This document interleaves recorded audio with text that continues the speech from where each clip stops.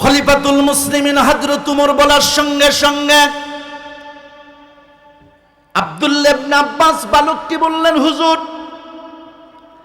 আমার আল্লাহ পাক 7 আকাশ সৃষ্টি করেছেন, 7 জমিন সৃষ্টি করেছেন। আল্লাহ পাক মানুষকে সৃষ্টি করেছেন 7টা স্তরের উপরে। সুবহানাল্লাহ বলেন। কয়টা স্তরের উপরে? বুঝে তাফসীর শুনবেন। কয়টা স্তরের উপরে? 7 স্তরে। সুবহানাল্লাহ বলেন। 4 নাম্বার হলো মানুষের খাদ্য। আল্লাহ পাক কোরআনে কারিমের মধ্যে 7 প্রকার সৃষ্টি করেছে। কয় প্রকার? প্রশ্ন করছিলেন একটা, দেখেন বালক উত্তর দিচ্ছে কয়টা। খলিফাতুল মুসলিমিন শুনেন, আমার আল্লাহ পাক জাহান্নামের স্তর সৃষ্টি করেছেন 7টা। পৃথিবীর সৃষ্টির সূচনায় আল্লাহ পাক 7টা জিনিসই প্রথমে সৃষ্টি করেছেন। সহিহ বুখারী। সুবহানাল্লাহ।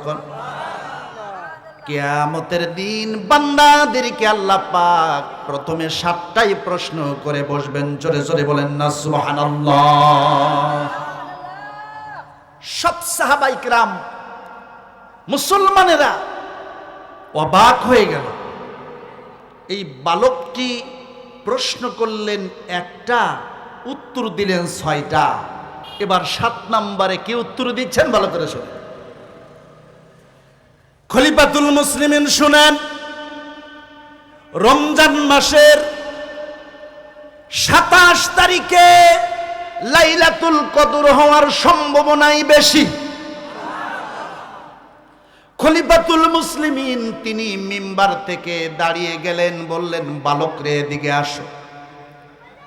আমি শুনেছিলাম তোমার এই ঠোঁটের মধ্যে বিশ্ব নবীজির জিহ্বা দিয়া তোমাকে তাহনিক করাইছিলেন, মিষ্টি মুখ করাইছিলেন।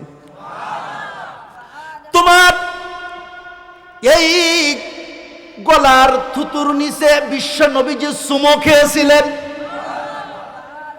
তোমার পেশানি মানে কপালের মধ্যে বিশ্ব নবীজি চুমো খেয়েছিলেন। তোমার জন্য দোয়া করে দিয়েছিলেন। আল্লাহ পাক তোমাকে সারা পৃথিবীর সমস্ত মুফাসসির কুলের শিরোমণি আল্লাহ রাব্বুল আলামিন বানায়া দিয়েছে। পৃথিবীতে এই কোরআনের যত মুফাসসির আছে ভাই, সমস্ত মুফাসসিরিন ইকরামের তিনি হচ্ছেন রাইসুল মুফাসসির। সুবহানাল্লাহ বলেন। তিনি ছিলেন কোরআনের ভাষ্যকার, তিনি ছিলেন কোরআনের মুখপাত্র, তিনি ছিলেন কোরআনের সর্বশ্রেষ্ঠ ব্যাখ্যাদাতা। সুবহানাল্লাহ বলেন। খলিফাতুল, আপনারা চলে যাচ্ছেন কে ভাই? আয়, তোমার কি হয়েছে? ব্যাটারি কি দুর্বল হয়েছে নাকি? আচ্ছা শোনেন, পেশাব পায়খানা আসলে যাবেন, অনুমতি আছে, কথা বোঝেন নাই? কিন্তু একটু দয়া করে আমার দিকে তাকান। ওয়াজ তো বহুতই শুনেছেন, একটু খেয়াল করেন। প্রশ্ন করলেন একটা, বালকটা উত্তর দিলেন 7টা। তখন খলিফা দাঁড়িয়ে বুকের সাথে বুক লাগা বললেন, বাবারে, এবার বলো তো 7টা বিষয় কি কি, আমাকে সংক্ষিপ্ত আকারে বলে দাও। সুবহানাল্লাহ বলেন। দেখেন কি তাফসীর যুবক করে, এটা মুসনাদ আহমদের রিওয়ায়াত, কোনো গাল গল্প নয়, এটা হাদিস। এবার আব্দুল্লাহ ইবনে আব্বাস রাদিয়াল্লাহু তাআলা আনহু তিনি কি বললেন শুনেন। ওয়ালাকাদ খালাকনা ফাওকাকুম সাবআ তারাইকা ওয়া মা কুন্না আনিল খালকি গাফিলিন।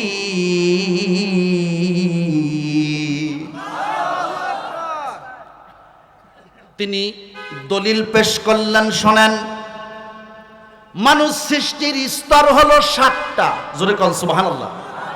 আজ মুখস্থ করে নিয়ে যাবেন, ওয়াজটা হবে কোরআনের তাফসীর। কোরআনের তাফসীর, কোরআনের যত হরফ তেলাওয়াত হবে প্রতিটা হরফে আল্লাহ পাক 10টি করে নেকি দান করবে। কোরআনের যত আয়াত শুনবেন আল্লাহ পাক নূর পয়দা করে দেবে। কোরআন শুনে অসংখ্য হিন্দু ভাইরা ইসলাম কবুল করছে। কথা ঠিক কিনা বলেন? তাহলে সেই কোরআনেরই আলোচনা আমাদের করা দরকার আর শোনার দরকার। আপনারা যাবেন না তো? তাহলে একটু খেয়াল করেন। খলিফাতুল মুসলিমিন বললেন 7টা স্তরে কি কোরআনে আছে নাকি কয় আছে? মানুষ সৃষ্টির প্রথম স্তর হলো লাকাদ খালাকনাল ইনসানা মিন সুলালাতিন মিন তিন। আল্লাহ পাক বলেন আমি মানুষকে সৃষ্টি করেছি মাটির নির্যাস থেকে, সার থেকে, মাটির সার অংশ থেকে একমাত্র মানুষকে আমি আল্লাহ পাক সৃষ্টি করছি।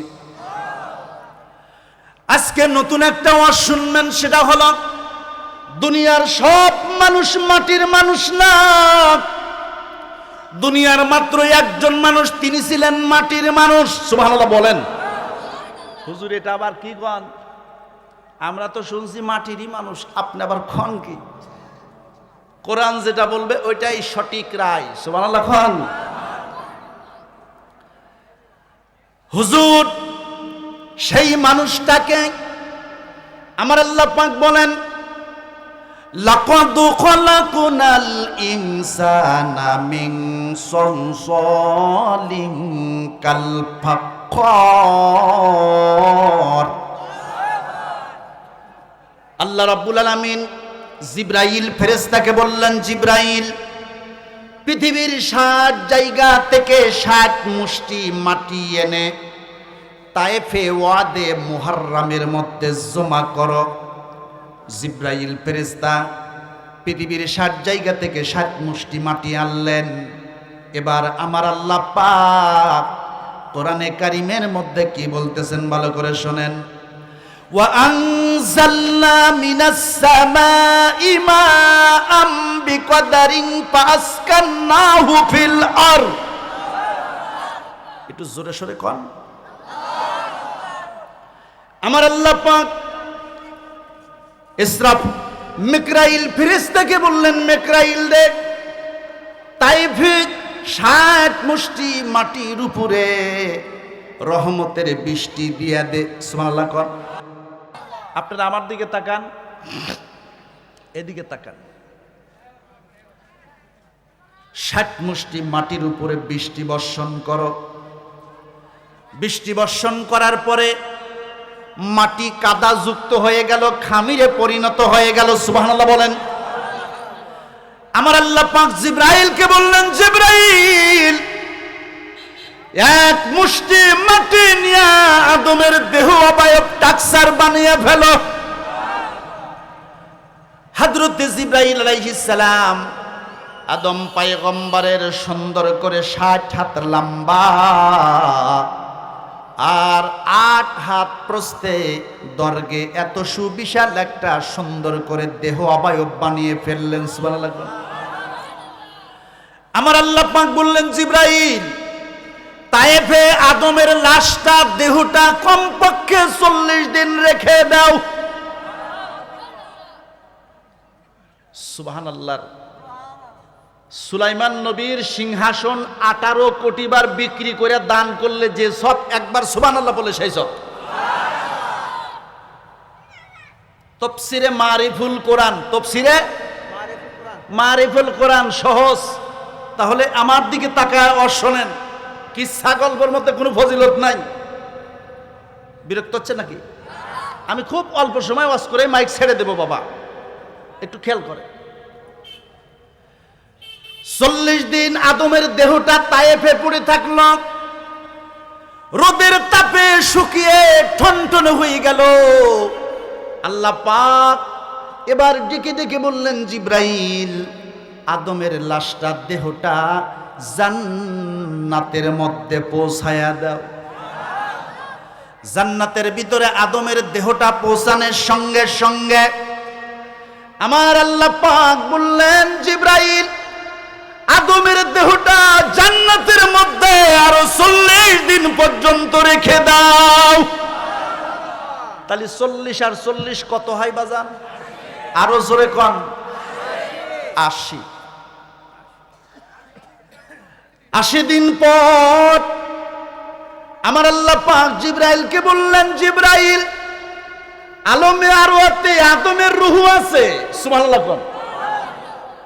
আদমের রূহটা আইনে আদমের মাথা দিয়া ঢুকিয়া দাও। আদমের মাথার ভিতরে যখন আদম পয়গম্বরের রূহটা যখন রূহে ওয়াশরিরি, মানুষের ভিতরে রূহ দুই প্রকার। ভালো করে শোনেন। খাজা সানাউল্লাহ পানিপতি রহমাতুল্লাহ আলাইহি তাফসীরে মাযহারির মধ্যে লেখেন, মানুষের রূহ দুই প্রকার। জোরে কোন, কয় প্রকার? আরো জোরে কোন। দুই প্রকার। হুজুর কি দুই প্রকার রূহ? কোরআন বলছে এক নাম্বার হলো রূহে ওয়াশরিরি। সুবহানাল্লাহ বলেন। রূহে ওয়াশরিরি থাকে আলমে আরওয়া, রূহের জগতে। সুবহানাল্লাহ বলেন। দ্বিতীয় নাম্বার রূহ হলো রূহে জৈবিক। সুবহানাল্লাহ বলেন। মানুষের ভিতরে নফস তিন প্রকার। একটা হলো নফসে আম্মারা, দ্বিতীয় নাম্বার নফসে নাওয়ামা, তৃতীয় নাম্বার নফসে মুতমাইন্না। তিন প্রকার নফস আছে। এই নফস তিনটা মিলিয়া একে জৈবিক রূহ বলে। জৈবিক রূহের সাথে আসল রূহটা আল্লাহ পাক জোড়া দিয়ে দিয়েছেন। তাই মানুষ ঘুমালে আমার বন্ধু স্বপ্নের ভিতরে চিটাগাং চলে গেছেন। আপনাকে আমি যতই গালি দিই আপনি কিছুই বুঝবেন না, শুনবেন না, কিন্তু গায়ে হাত দেওয়ার সাথে সাথে আপনার রূহ চিটাগাং থেকে 1 সেকেন্ডের ভিতরে আল্লাহ রব্বুল আলামিন ঢুকায়া দেন। আপনারা রাগ করলে মুরব্বী, আপনি কোথায় যাবেন? আচ্ছা ঠিক আছে, আলহামদুলিল্লাহ, আজকের মাহফিল কবুল হবে ইনশাআল্লাহ। আপনারা বলেন ইনশাআল্লাহ। শোনেন, আপনারা এমন একটা জায়গায় এখন আছেন, সরাসরি আল্লাহ তাআলার নূর বর্ষণ হচ্ছে। আমাদের চোখ নাই, দেখতে পারছি না, জোরে কোন ঠিক কিনা? অন্তর নাই, উপলব্ধি করতে পারছি না। কান নাই, শ্রবণ শক্তি নাই, শুনতে পাচ্ছি না। সুবহানাল্লাহ বলেন। এবার শুনেন, আদম আলাইহিস সালাতু ওয়াস সালামকে রূহ দিয়া জিন্দা করলেন। কোন আল্লাহু আকবার। আদম পয়গম্বর জিন্দা হওয়ার লম্বা ঘটনা আমি 1 সেকেন্ডে মেরে দিলাম, তাড়াতাড়ি শোনেন। আদম আলাইহিস সালাম জিন্দা হওয়ার পর জান্নাতের ভিতরে থাকেন। আদমের একা একা ভালো লাগে না। এবার বলেন তো, মানুষের মনের খবর কে জানেন? মনে মনে কার মধ্যে কি সিদ্ধান্ত হচ্ছে, কি নিয়াত হচ্ছে, এটা কে জানেন? ওয়া আসিররু কওলাকুম আও ইজহারু বিহি ইন্নাহু আলিমুম বিযাতিস সুদূর। আল্লাহ পাক বলেন, বান্দা মনে মনে যা বলো, প্রকাশ্যে যা বলো, আমি আল্লাহ পাক সব মনের খবরই জানি। জানেন কি জানেন না? পুকুরের নিচে ডুব দিয়া যদি রোজা থেকে পানি পান করেন, কে জানে? ফাঁকি দেওয়ার কোনো সুযোগ আছে? আমার আল্লাহ পাক জান্নাতের ভিতরে আদমকে রাখলেন। আদমের ভালো লাগে না, আদম ঘুমিয়ে গেলেন। আল্লাহ পাক আদমের অপারেশন করলেন।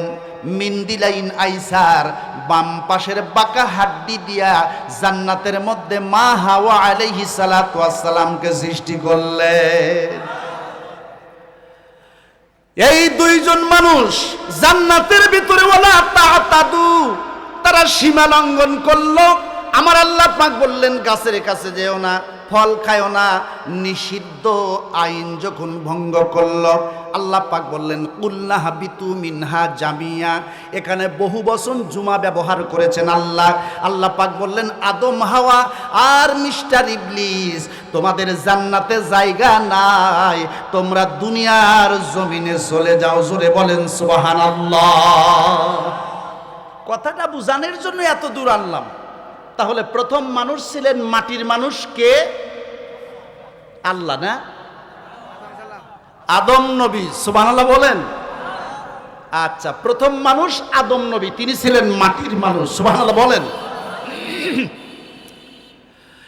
এবার শোনেন দ্বিতীয় মানুষ সৃষ্টির স্তর, আদম আলাইহিস সালাম, মা হাওয়া আলাইহিস সালাম।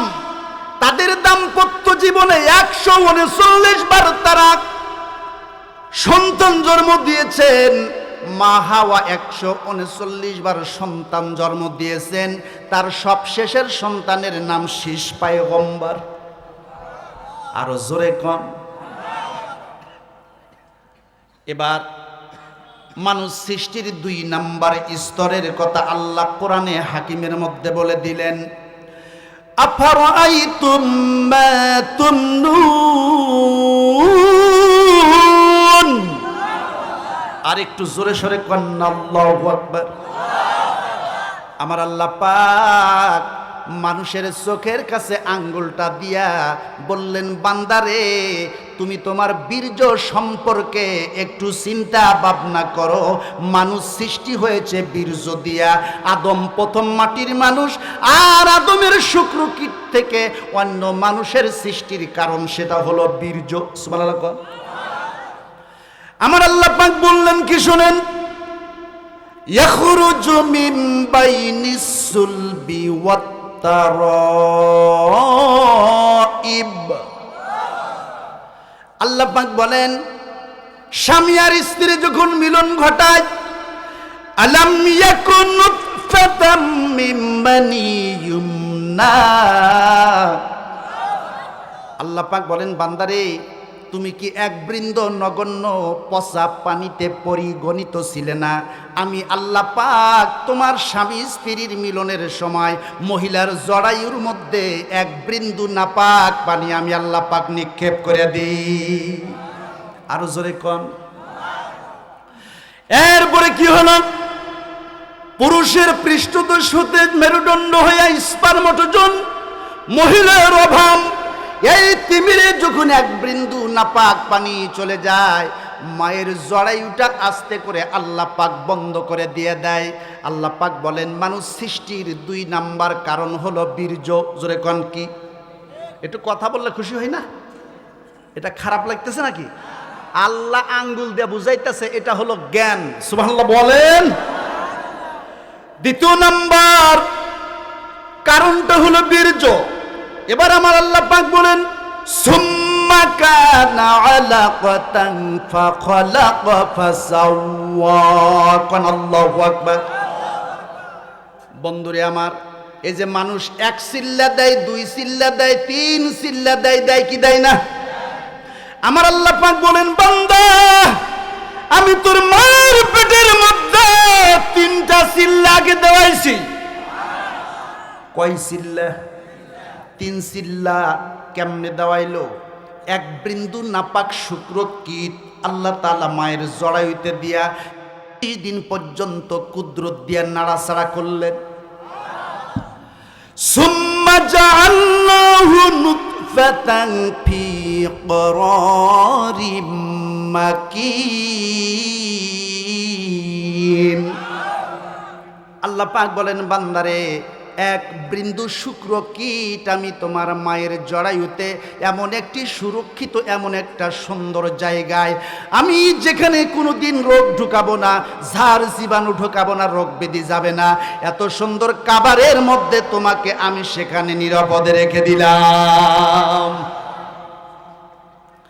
তারপরে কি হলো শুনেন, আমার আল্লাহ পাক বললেন, সুম্মা খলাকনান নুতফাতা আলাকাতান ফাখলাকনাল আলাকা। আল্লাহ পাক বললেন, তারপর আমি আল্লাহ পাক ওই শুক্রকীটটাকে 40 দিন রাখার পরে আমি আস্তে করে তোমার মায়ের জরায়ুর মধ্যে জমাট রক্তে পরিণত করে দিলাম। বিরক্ত হচ্ছেন নাকি? জমাট রক্ত হওয়ার পর আমি আল্লাহ পাক আরো 40 দিন রাখার পরে এক টুকরো মাংসের পিণ্ডে পরিণত করে দিলাম। যারা এমআর করে, যারা সন্তান ফেলে দেয়, নষ্ট করে, এমআর করে, বিআইয়ি যামবিন কুতিলাত, যারা সন্তান হত্যা করে, পরিবার পরিকল্পনা ব্যবহার করে, কিয়ামতের দিন এই মা বাবা সন্তান হত্যার আসামির কাঠগড়ায় আল্লাহর দরবারে উঠবে। জোরে কর নাউজুবিল্লাহ। কথা শুনে রাগ করলেন? শোনেন এবার কি হয়। এরপরে আমার আল্লাহ পাক সেই এক টুকরো মাংসর পিণ্ডের উপরে, গোশতের পিণ্ডের উপরে আল্লাহ পাক নারী আর পুরুষের বীর্য দিয়া একটা সন্তানের দেহ টাকসার আল্লাহ পাক বানান। জোরে জোরে কন্যা সুবহানাল্লাহ। এখানে মুফাসসিরিন কিরাম কি চমৎকার লিখেছেন, ভালো করে শুনেন। আমার আল্লাহ পাক ডেকে ডেকে বলেন, নবী, পুরুষের বীর্য দিয়া আমি আল্লাহ পাক মানুষের হাড্ডি আর মোটা রক সৃষ্টি করি। আরো জোরে কন। মহিলার বীর্য দিয়া আমি আল্লাহ পাক রক্ত আর গোশত বানাই। চারটা ধাতু দিয়ে আমি মানুষের সুন্দর দেহ অবয়ব টাকসার বানাই। বন্ধুরে, পৃথিবীর কোনো বিজ্ঞানী, পৃথিবীর কোনো দার্শনিক, পৃথিবীর কোনো ইঞ্জিনিয়ার এই খবর কোনোদিন রাখে নাই। রাখছে নাকি? এবার শোনেন, আমার আল্লাহ পাক বলেন, সেই গোশতের টুকরোর মধ্যে চিকন চিকন করে রগ আর হাড্ডি আমি সুতার মতো বানায়া দিলাম। সুবহানাল্লাহ। আহারে দয়ার আল্লাহ, কত সুন্দর করে চিকন চিকন করে হাড্ডি গোশতের মধ্যে সেট করলেন। চিকন চিকন একেবারে রগ সুতার মতো আল্লাহ পাক সৃষ্টি করলেন। এরপরে কি হলো? আমার আল্লাহ পাক বলেন, আল্লাযী খলাকাকা ফাসাওয়াকা ফাআদালাক ফি আইয়ি সূরাতিন মা শাআ রাক্কাবাক। পিছনের আব্বা জানেরা বলেন আল্লাহু আকবার। 10-15 মিনিট একটু বয়ান কি শুনবেন না ছেড়ে দেব?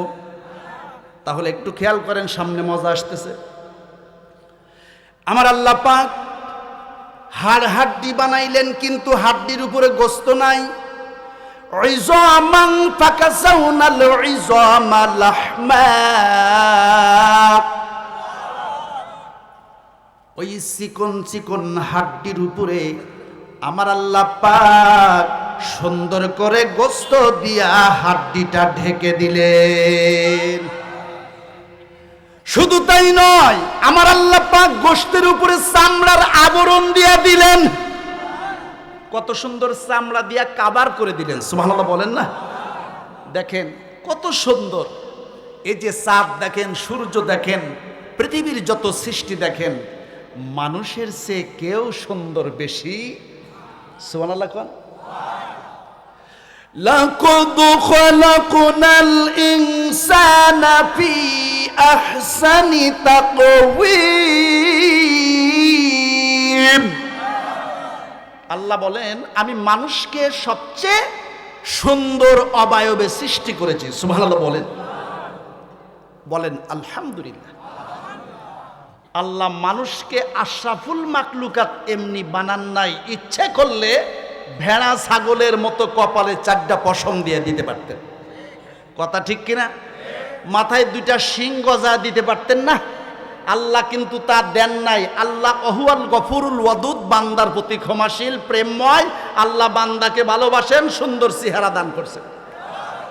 ঠিক কিনা বলেন? এবার আসেন, আমার আল্লাহ পাক বলেন, ফাআনশাআনাহু খালকান, আমি তোমাকে কি করলাম? রূহের জগৎ থেকে তোমার ভিতরে 3 চিল্লা, 340 কত হয় বলেন তো? 120 দিন। 120 দিন পর আল্লাহ পাক আলমে আরওয়া থেকে বান্দার রূহটা মায়ের পেটের মধ্যে কষি বান্দার মধ্যে ফুকায়া দেন।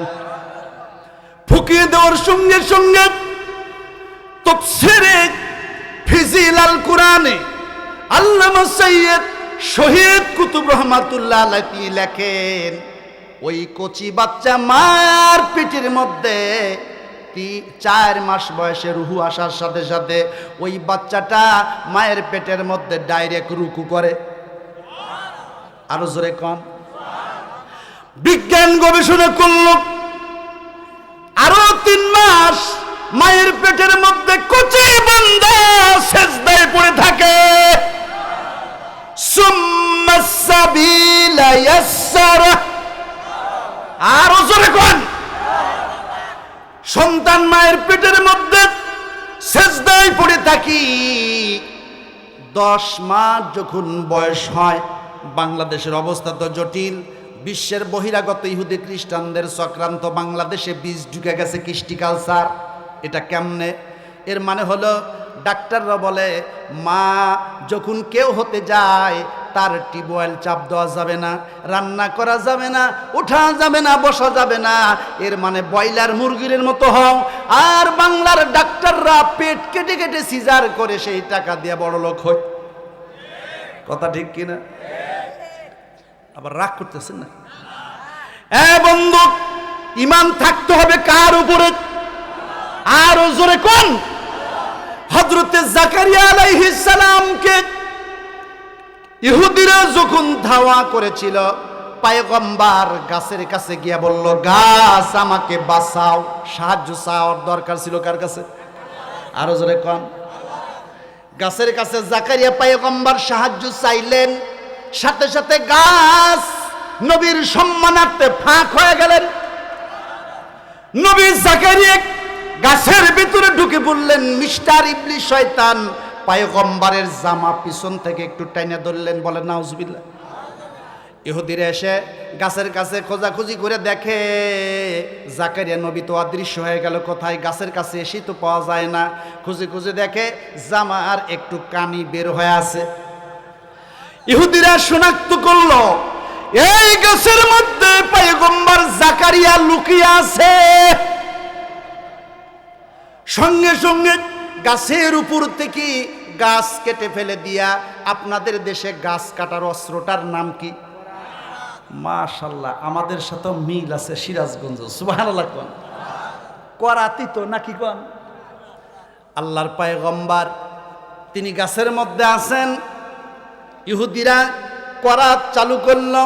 মাথার কাছে যখন করাত চলে আসলো, এবার জাকারিয়া আলাইহিস সালাম শব্দ উচ্চারণ করলেন।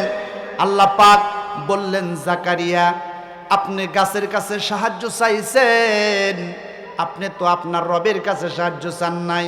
যদি আপনি শব্দ করেন আপনাকে কঠিন শাস্তি ভোগ করতে হবে। আপনার নবুয়াতের শান থেকে নামটাও কেটে দেওয়া হবে। নাউজুবিল্লাহ কোন। জাকারিয়া আলাইহিস সালাম তওবা করলেন, 2 টুকরা হয়ে 2 দিকে পড়ে গেলেন। জোরে জোরে বলেন না সুবহানাল্লাহ। এবার বলেন ভরসা কার উপরে? ওয়া মান ইয়াতাওয়াক্কালু আলাল্লাহি ফাহুয়া হাসবুহু। ভরসা করবেন কার উপরে? সব সময় ভরসা করতে হবে আল্লাহর উপরে। জোরে কোন ঠিক কিনা? এবার আসেন কথাটা আমি শেষ করে দিই কিভাবে। আমার আল্লাহ পাক বলেন, ফাতাবারাকাল্লাহু আহসানুল খালিকিন। হুজুর এত কি আল্লাহু আকবার বলা যায়? আল্লাহ বড়। সুবহানাল্লাহ বলেন। কিয়ামতের দিন আল্লাহ তাআলা জান্নাতীদেরকে জান্নাত দান করবেন। যারা আজকে আল্লাহু আকবার বলতেছেন, কসম আল্লাহর, তাদের চেহারাগুলো নূর চমকাবে। উজুহু ইয়াউমা ইদিন বাসিরা, ঝলমল করবে। সুবহানাল্লাহ বলেন। এই মানুষগুলি আপনারা কিয়ামতের দিন ইলা রাব্বিহা নাযিরা, ডাইরেক্ট আল্লাহকে দেখতে পাবেন। কিয়ামতের দিন ইয়াসলাউনাহা ইয়াউমাদ্দিন ওয়া মা হুম আনহা বিগাইবিন। আল্লাহু আকবার। জান্নাতীরা জান্নাতে, জাহান্নামীরা, আল্লাহ বলবেন এই জান্নাতীরা দুনিয়াতে কোরআনের মাহফিল শুনে বিশ্বাস করে আমল করছিলা, শোনো আজকে আমি আল্লাহকে তোমরা দেখতে পাবে। দুনিয়ার কোন চর্ম চক্ষু দিয়া মানুষ আল্লাহ তাআলাকে দেখতে পাবে কোন নবী রাসূল পয়গম্বরও স্বয়ং আল্লাহকে দেখতে পারে? তাহলে কোন পীর সাহেব যদি কয় আমি আল্লাহকে প্রতি রাতেই দেখি, তাহলে বুঝতে হবে ও ভণ্ডর হাজার কোটি ভণ্ড শয়তান। কথা ঠিক কিনা? আবার এক ভণ্ড কইতেছে আমার আল্লাহর সাথে স্বপ্ন দোষ হয়েছে। নাউজুবিল্লাহ কোন গোলাম আহমদ কাদিয়ানি এ ছিল 29 নাম্বার ভণ্ড। জোরে কোন ঠিক কিনা? আর একজন ভণ্ড কিয়ামতের আগে আসবে, সেও বলবে আমিও নবী। জোরে কোন। সময় খুব দূরে নয়, সামনে কিয়ামত আসন্ন, বিভিন্ন সিঙ্গেল দিচ্ছে। কথা ঠিক কিনা? সম্মানিত ভাইরা, দেশ ছাড়বেন, অর্থ ছাড়বেন, বিবি ছাড়বেন, সম্পদ ছাড়বেন, কিন্তু ইমান ছাড়া যাবে?